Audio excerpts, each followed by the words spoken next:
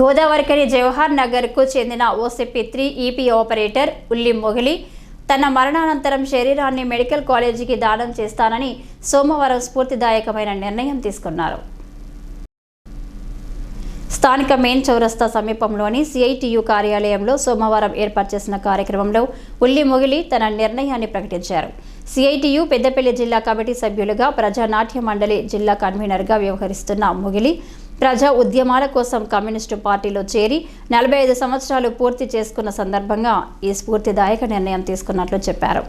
CPM జిల్లా కార్యదర్శి వైయాకయ్య, CITU RG one branch అధ్యక్షుడు ఆరుపెల్లి రాజమౌళి చేతుల మీదుగా సదాశివ ఫౌండేషన్ జాతీయ ప్రధాన కార్యదర్శి ఎం లింగమూర్తి, రాష్ట్ర ప్రచార కార్యదర్శి కెఎస్ వాసు, ప్రతినిధులు పంజాల రఘుపతి గౌడ్ మొగిలికి అభినందన పత్రాన్ని అందజేశారు. ఈ సందర్భంగా వారు మాట్లాడుతూ మొగిలి తీసుకున్న స్ఫూర్తిదాయకమైన నిర్ణయాన్ని అభినందించారు. మూఢనమ్మకాలను విడనాడి అవయవాలను దానం చేయడానికి ముందుకు రావాలని పిలుపునిచ్చారు.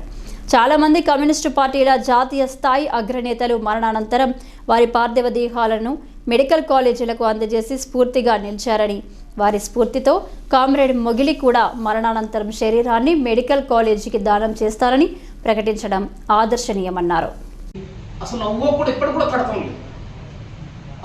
ఎంత బ్రహ్మాండంగా నిర్ణయం తీసుకున్నాడు ఆయన.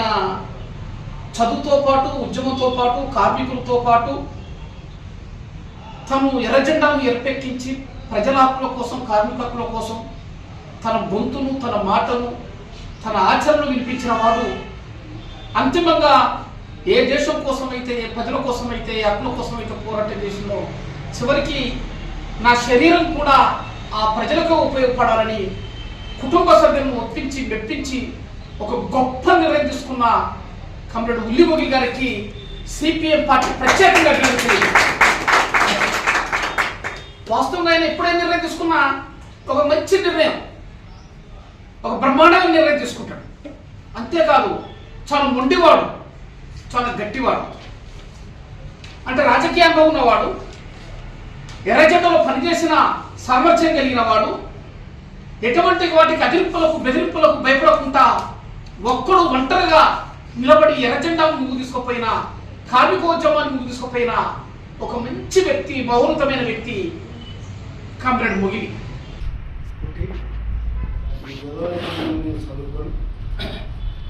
ఈ గోదావరిలోనే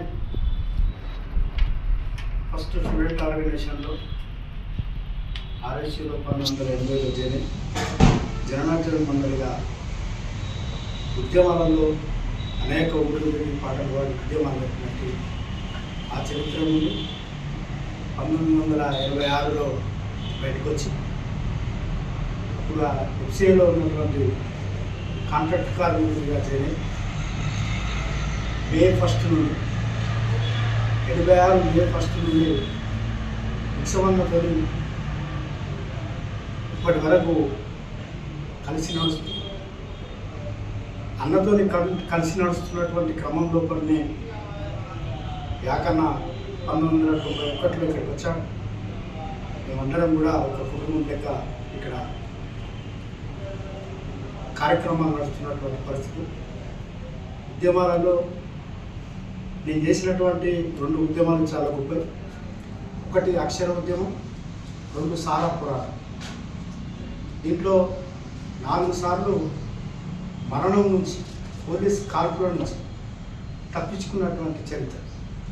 అందుకే పోరాటాలు ఎన్ని చేసినా ప్రజలకు ఉపయోగపడే విధంగా చేస్తూ ఉన్నాం.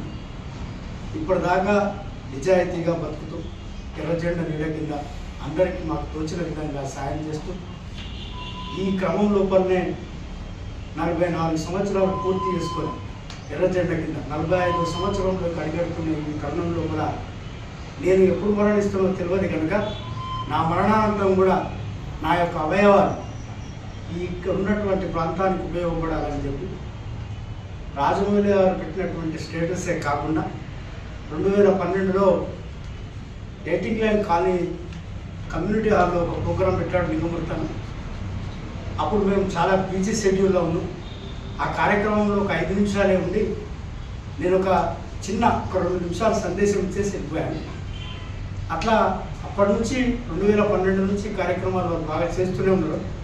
కానీ ఉద్యమ నేపథ్యంలో చాలా బిజీగా ఉండడం ద్వారా, కార్యక్రమాలు ఎక్కువగా ఉండడం ద్వారా, సమయాన్ని కేటాయించకపోవడం ద్వారా ఇది తీసుకోలేకపోయాం.